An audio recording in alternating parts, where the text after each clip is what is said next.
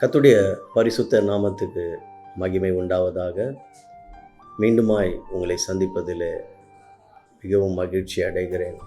இந்த நாளிலும் கூட கர்த்தருடைய வார்த்தை நம் மத்தியிலே கடந்து வரப்போகிறது. கர்த்தருடைய வார்த்தையிலே வல்லமை உண்டு, கர்த்தருடைய வார்த்தையிலே அதிகாரம் உண்டு, கர்த்தருடைய வார்த்தையிலே விடுதலை உண்டு, கர்த்தருடைய வார்த்தையிலே சுகம் உண்டு, கர்த்தருடைய வார்த்தையில் அற்புதங்கள் உண்டு, கர்த்தருடைய வார்த்தையில் அதிசயங்கள் உண்டு. இந்த நாளில் ஒரு விசேஷித்த தலைப்பில் நாம் செய்தியை பார்ப்போம். இது தொடர்ச்சியான ஒரு செய்தி. நாம் ஒரு சில வாரங்களுக்கு முன்பாக ஜெபமும் பதிலும் என்ற தலைப்பில் நாம் முதல் பகுதியை பார்த்தோம். இப்பொழுதும் கூட இந்த நாளில் இரண்டாம் பகுதியை நாம் பார்ப்போம்.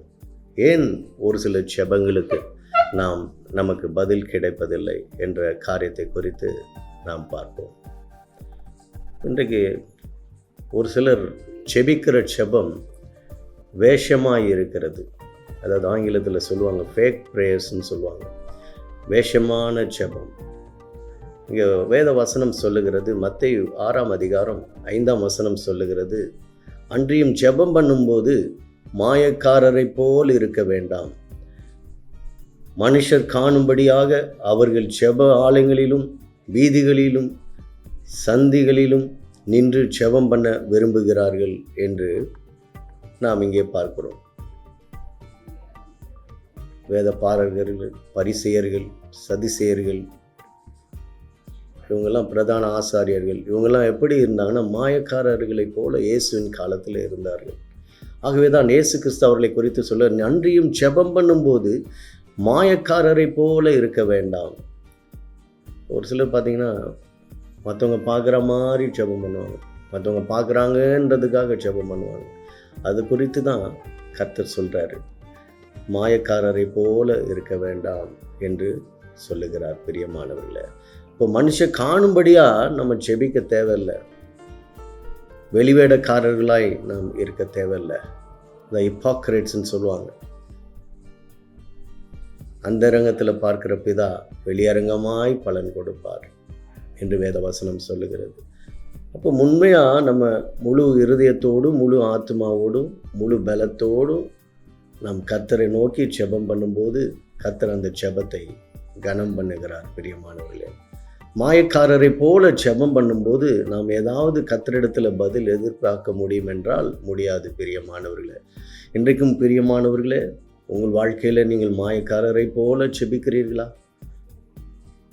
மற்றவங்க பார்க்குறாங்க அதனால் நான் ஜெபிக்கிறேன், நான் ஜெபிக்கலைன்னா அவங்க பார்த்துட்டு ஏதாவது கேட்பாங்க, அவங்க மற்றவங்களுக்காக நீங்கள் ஜெபிக்கிறீங்களா?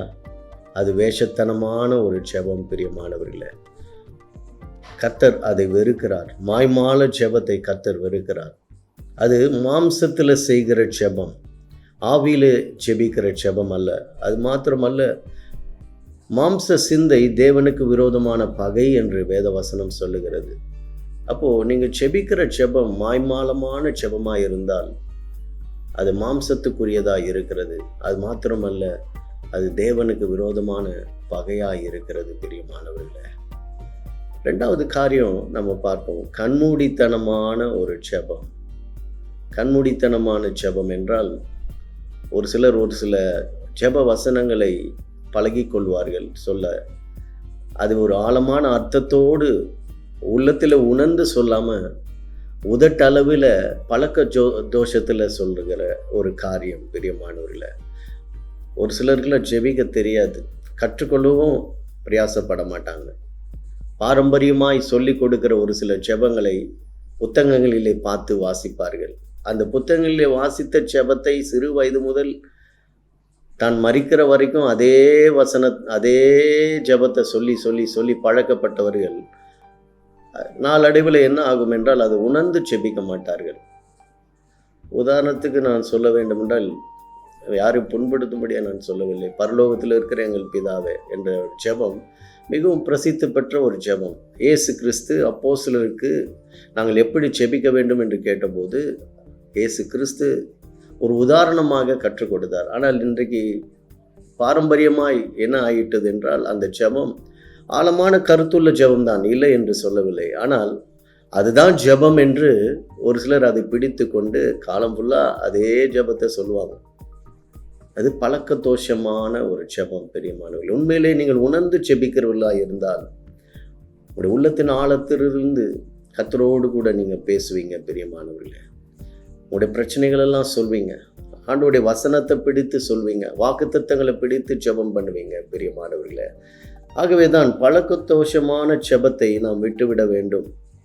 பழக்கத்தில் உதட்டளவில் சொல்லுகிற ஜெபம் அது கர்த்தரிடத்தில் ஏறெடுத்து போகாது பிரியமானவர்களே. இருதயத்திலிருந்து செய்கிற ஜெபம் அல்ல, பழக்க தோஷத்தில் சொல்லுகிற ஜெபம், உதட்டளவில் சொல்லுகிற ஜெபம், அது இருதயத்தின் ஆழத்திலிருந்து புறப்படுகிற ஜெபம் அல்ல பிரியமானவர்களே.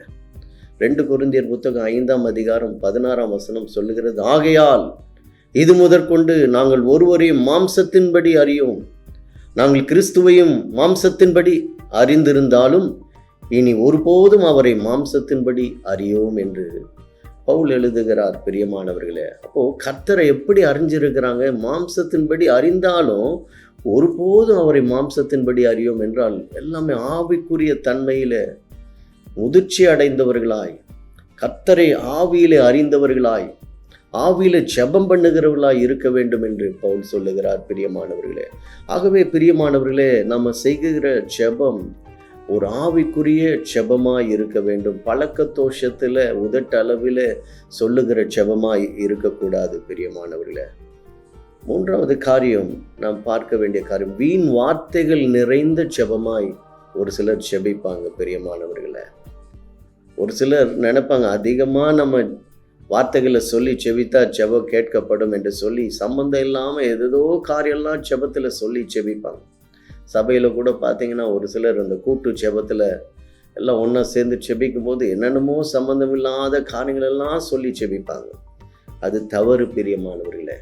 மத்தேயு 6ஆம் அதிகாரம் 7ஆம் வசனம் சொல்லுகிறது, அன்றியும் நீங்கள் ஜெபம் பண்ணும்போது அஞ்ஞானிகளைப் போல வீண் வார்த்தைகளை அளப்பாதேயுங்கள். ஒரு சிலர் பாருங்கள், நடவடிக்கை தங்கள் வாழ்க்கையில் பேச்சே அதிகமாக இருக்கும். சாதாரண விஷயம்தான், ஆனால் அது பார்த்திங்கன்னா 1 மணி நேரம் பேசுவாங்க. ஒரு சிலர் பேசிக்கொண்டே இருப்பாங்க வீணா.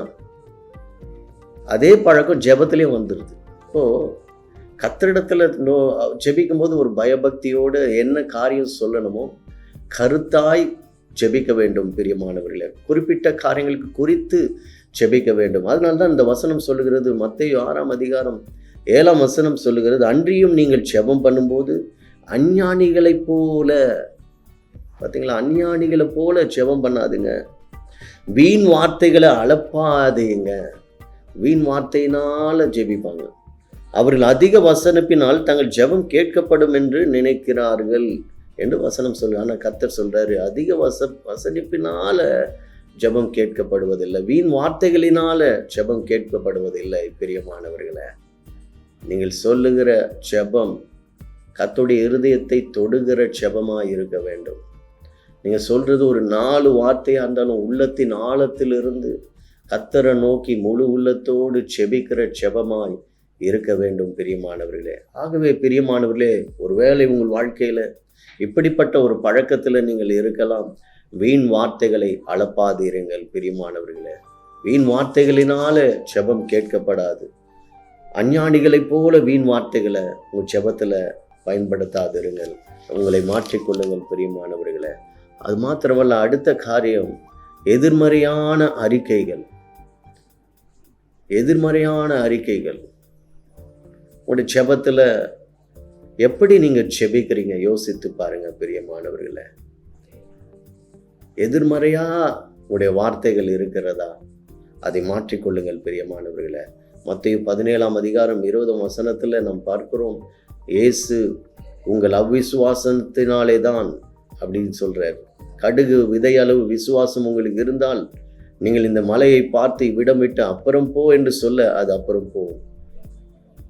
உங்களால் கூடாத காரியம் ஒன்றுமிராது என்று மெய்யாகவே உங்களுக்கு சொல்லுகிறேன் என்று கர்த்தர் சொல்லுகிறார் பிரியமானவர்களே. ஒரு சந்திர ரோகியை குணப்படுத்தும்படி தகப்பன் தன் மகனை கூப்பிட்டு கொண்டு அப்போஸ்தலரிடத்தில் வருகிறார். ஆனால் அப்போஸ்தலனால துரத்த முடியல, அவர்களுடைய அவிசுவாசத்தினால. பிரியமானவர்களே, எனக்கு அருமையானவர்களே, எதிர்மறையான எண்ணங்களை நம்ம விட்டு அகற்றி போடும்போது நம்முடைய ஜெபமும் ஒரு நல்ல வார்த்தைகள் நிறைந்த ஜெபமாய், உண்மையான வார்த்தைகள் நிறைந்த ஜெபமாய், பரிசுத்தமுள்ள வார்த்தை உள்ள ஜெபமாய், விசுவாசமுள்ள வார்த்தை உள்ள ஜெபமாய் இருக்கும். பிரியமானவர்களே, ஆகவே பிரியமானவர்களே, உங்கள் நாவை விட்டு எதிர்மறையான வார்த்தைகளை அகற்றி விடுங்கள். மரணமும் ஜீவனும் நாவின் அதிகாரத்தில் இருக்கிறது என்று சொல்லுகிறது வேதவசனம். உங்கள் வாழ்க்கையில் எதிர்மறையான வார்த்தைகளை சொல்லிட்டு இருக்கீங்களா? அதெல்லாம் உங்களை விட்டு நீக்கி போடுங்க. பிரியமானவர்களே, உங்களுடைய ஜெபம் கேட்கப்பட வேண்டும் என்றால் கர்த்தர் மீது முழு விசுவாசத்தோடு உங்களுடைய மனதை செலுத்தி ஜெபம் பண்ணுங்கள். பிரியமானவர்களே, விசுவாசம் அவசியமாய் இருக்கிறது. ஜெபம் பிரியமானவர்களே, ஜெபத்துக்கு விசுவாசம் அவசியமாய் இருக்கிறது.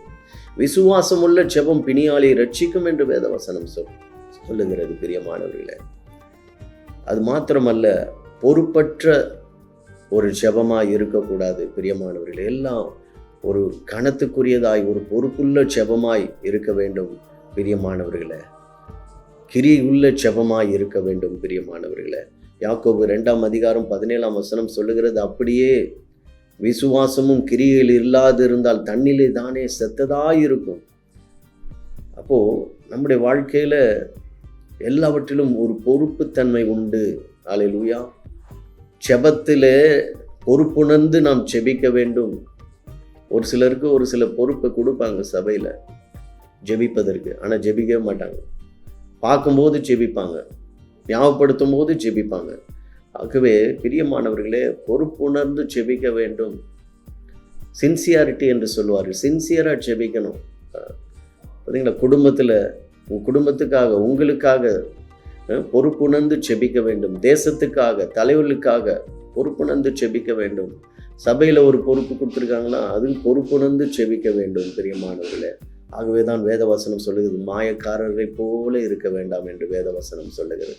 அஞ்ஞானிகளைப் போல இருக்க வேண்டாம் என்று வேதவசனம் சொல்லுகிறது. 6வது காரியம், உங்கள் வாழ்க்கையில் சோம்பலுக்கு இடம் கொடுக்காதீங்க. பிரியமானவர்களே, சோம்பல் உங்களை கீழே தள்ளிவிடும். விசுவாச ஓட்டத்தில் கீழே தள்ளிவிடும். கர்த்தருக்கு பிரியமாய் வாழுகிற வாழ்க்கையில கீழே தள்ளிவிடும். சோம்பலுக்கு இடம் கொடுக்காதிருங்கள். பிரியமானவர்களே, எப்போதும் உற்சாகமா இருங்க. ஆவியிலே அனல் கொண்டவர்களாய், வைராக்கியம் உள்ளவர்களாய் இருங்கள். பிரியமானவர்களே, சோம்பலுக்கு இடம் கொடுத்தா முதல் காரியம், சாத்தான் ஏன் தெரியுமா அந்த சோம்பலுக்கு இடம் கொடுக்குறான்? வேத வசனத்தை வாசிக்கும் போது கொட்டாவி வரும், தூக்கம் வரும். ஜெபிக்க உட்கார்ந்தா தூக்கம் வரும். அப்படியே உங்களுடைய ஜெப நேரம் குறைந்து போய்விடும். நாளடைவில் அந்த ஜெப ஜீவியம் மங்கி போய்விடும். நாளடைவில் கர்த்தரை விட்டு தூரமாய் போவார்கள். பிரியமானவர்களே, எனக்கு அருமையானவர்களே, உங்கள் வாழ்க்கையில் சோம்பலுக்கு இடம் கூடாதிருங்கள். 2 தெசலோனிக்கர் புத்தகம் 3ஆம் அதிகாரம் 10ஆம் வசனம் சொல்லுகிறது, ஒருவன் வேலை செய்ய மனதில்லாதிருந்தால் அவன் சாப்பிடும் கூடாதென்று நாங்கள் உங்களிடத்தில் இருந்தபோது உங்களுக்கு கட்டளையிட்டேன் என்று வேத வசனம் சொல்லுகிறது. பிரியமானவர்களே, இங்கே ஒரு உதாரணமாக தான் பவுல் சொல்லுகிறார். அதே சமயத்தில் நம்ம எல்லா காரியத்திலும் சோம்பலுக்கு இடம் கொடுக்காம, ஒரு வேலையாக இருக்கலாம், அல்லது கல்லூரியில் படிக்கிற காரியமாக இருக்கலாம், அல்லது வீட்டு காரியமாக இருக்கலாம், அல்லது சபையின் ஊழியங்களாக இருக்கலாம், எல்லாவற்றிலும் பொறுப்புணர்ந்து சோம்பலுக்கு இடம் கூடாமல் சுறுசுறுப்பாய் நாம் இருக்க வேண்டும். பிரியமானவர்களே, 7வது காரியம், மன்னிக்க முடியாத தன்மை. இன்றைக்கு அநேகர் மன்னிக்க முடியாத தன்மை உள்ளவர்களாய், கசப்புள்ளவர்களாய் இருக்கிறார்கள். பிரியமானவர்களே, எபேசியர் 4ஆம் அதிகாரம் 32ஆம் வசனம் சொல்லி, ஒருவருக்கு ஒருவர் தயவாயும் மன உருக்கமாயும் இருங்கள். கிறிஸ்துவுக்குள் தேவன் உங்களுக்கு மன்னித்தது போல நீங்களும் ஒருவருக்கு ஒருவர் மன்னியுங்கள் என்று வேத வசனம் சொல்லுகிறது. பிரியமானவர்களே, இன்றைக்கும் பிரியமானவர்களே, வாழ்க்கையில கசப்பை வைத்து கொண்டு நீங்கள் ஜெபிக்கிறீர்களா? பிரியமானவர்களே, அந்த ஜெபம் கர்த்தர் அங்கீகரிக்க மாட்டார், ஒருபோதும் அங்கீகரிக்க மாட்டார். பிரியமானவர்களே, எந்த கசப்பும் உங்களுடைய இருதயத்தில் இருக்கக்கூடாது. பிரியமானவர்களே, ஒருவேளை இந்த செய்தியை கேட்டுக்கொண்டு இருக்கிற நீங்கள் இந்த வேளையில் உங்கள் இருதயத்தில் கசப்புகளை வைத்து, குரோதங்களை வைத்து, விரோதங்களை வைத்து, பழி வாங்குகிற தன்மை வைத்து நீங்கள் ஜெபித்து கொண்டு இருக்கிறீர்களா? நீங்கள் எப்படி வைராக்கியமாக ஜெபிக்கலாம். பிரியமானவர்களே, கர்த்தர் ஒருபோதும் அந்த ஜெபத்தை அங்கீகரிக்க மாட்டார். மனம் திரும்புங்கள். பிரியமானவர்களே, கர்த்தரிடத்தில் உண்மையா இருங்க. பிரியமானவர்களே, மன்னித்து விடுங்கள். பிரியமானவர்களே, 8வது காரியம், தடை பண்ணுகிற ஆவி. பிரியமானவர்களே, வானமண்டல பொல்லாத ஆவிகள் நமக்கு விரோதமாய் செயல்படுகிறது. சாத்தான் நமக்கு விரோதமாய் செயல்படுகிறான். கர்ச்சிக்கும் சிங்கம் போல யாரை விழுங்கலாமோ என்று வகை தேடி சுற்றி திரிகிறான். ஆகவே நீங்கள் எதிர்த்து போராட வேண்டிய காரியம், நமக்கு விரோதமாய் எழும்புகிற ஆவி எதிர்த்து போராட வேண்டும். பிரியமானவர்களே, தடை பண்ணுகிற ஆவி எதிர்த்து போராட வேண்டும். தானியேல் புத்தகம் 10ஆம் அதிகாரம் 12-13 வசனத்துல நீங்க பார்க்கும்போது, தானியேல் ஜெபிக்கிற போது பெர்ஷியா ராஜ்யத்தின் அதிபதி 24 நாள் மட்டுமாய் அவன் எதிர்த்து போராடி கொண்டிருந்தான். பிரியமானவர்களே, தேவதூதனோடு எதிர்த்து போராடி கொண்டிருந்தான். அந்த தேவதூதன் பதில் கொண்டு வரும்படியாய் வருகிற வழியில இத்தகைய ஒரு போராட்டத்தை அவன் சந்தித்தான். ஆகவே மீகாவேல் தூதன் வந்து உதவி செய்தான் என்று அங்கு வசனம் சொல்லுகிறது. பிரியமானவர்களே, நமக்கு விரோதமாய் அசுத்த ஆவிகள் நம்முடைய ஜெபத்தை தடை பண்ணுகிறதா இருக்கிறது. இதுக்கு ஒரே காரியம் நாம் செய்ய வேண்டும், நாம் மேற்கொள்ள வேண்டும். ஆவியில நிரம்பி உபவாசித்து ஜெபிக்க வேண்டும். பிரியமானவர்களே, கர்த்தர் அந்த ஜெபத்தை தூபத்தை போல ஏற்றுக்கொள்வார். பிரியமானவர்களே, எனக்கு அருமையானவர்களே, இந்த நாளில் உங்களை நீங்கள் யோசித்து பாருங்கள். உங்களுடைய ஜெபம் எப்படி இருக்கிறது? வேஷம் போடுகிற ஒரு ஜெபமாய் இருக்கிறதா, அல்லது கண்மூடித்தனமாக ஜெபிக்கிறீங்களா? வீண் வார்த்தைகள் நிறைந்த ஜெபமாக இருக்குதா? எதிர்மறையான காரியங்களை, நெகட்டிவான காரியங்களை சொல்லி அவிசுவாசத்தோடு ஜெபிக்கிறீர்களா? பொறுப்பற்ற தன்மை உள்ளவர்களாக இருக்கிறீர்களா? சோம்பலுக்கு இடம் கொடுக்கிறீர்களா? மன்னிக்க முடியாத தன்மை உடையவர்களாக இருக்கிறீர்களா? எனக்கு அருமையானவர்களே, எல்லாவற்றையும் அறிக்கை செய்து உங்களை மாற்றிக்கொள்ளுங்கள். எதிர்த்து போராடி செபியுங்கள். பிரியமானவர்களே, இந்த வேளையில் என்னோடு கூட சேர்ந்து நீங்கள் செபிப்பீர்களா? பிரியமானவர்களே, கர்த்தர் உங்களோடு கூட இடைப்படுகிறார். இந்த வேளையில் உங்களுடைய செபம் எப்படி இருக்கிறது? ஆண்டவரே, என்னுடைய செபம் கருத்தான செபமாய், எலியாவை போல கருத்தான செபமாய், ஒரு உண்மையுள்ள செபமாய், வீண் வார்த்தைகளை அளப்பாத செபமாய், தாழ்மை உள்ள ஒரு செபமாய், பிசாசுக்கு எதிர்த்து போராடுகிற ஒரு ஜெபமாய், ஒரு பொறுப்புள்ள ஜெபமாய், ஆவியில் அனல் உள்ள ஒரு ஜெபமாய், விசுவாசம் உள்ள ஜெபமாய் என்னுடைய ஜெபத்தை மாற்றுங்க. ஆண்டவரே, என்னை ஒப்பு கொடுக்கிறேன். என் ஆவி, ஆத்மா, சரீரத்தை ஒப்பு கொடுக்கிறேன். கர்த்தர் எனக்கு உதவி செய்வீராக. இயேசு கிறிஸ்து மூலம் இந்த விண்ணப்பத்தை ஏறெடுக்கிறேன். ஜீவனுள்ள நல்ல பிதாவே, ஆமென். பிரியமானவர்களே, இந்த செய்தி உங்களுக்கு பிரயோஜனமாக இருக்கும் என்று நான் நம்புகிறேன். கர்த்தர் உங்களோடு கூட இடைப்பட்டு இருக்கிறார். உங்களுடைய ஜெப ஜீவியத்தையே கர்த்தர் மாற்றப் போகிறார். கர்த்தர் உங்களை ஆசீர்வதிப்பாராக. ஸ்க்ரீனில் போடப்பட்ட மொபைல் நம்பர் மூலமாக என்னிடம் நீங்கள் விண்ணப்பத்திற்காக தொடர்பு கொள்ளலாம். உங்களுக்காக நான் பாரத்தோடு ஜெபிக்க விரும்புகிறேன். கர்த்தர் உங்களை ஆசீர்வதிப்பாராக. மீண்டும் அடுத்த செய்தியிலே சந்திப்போம். நன்றி.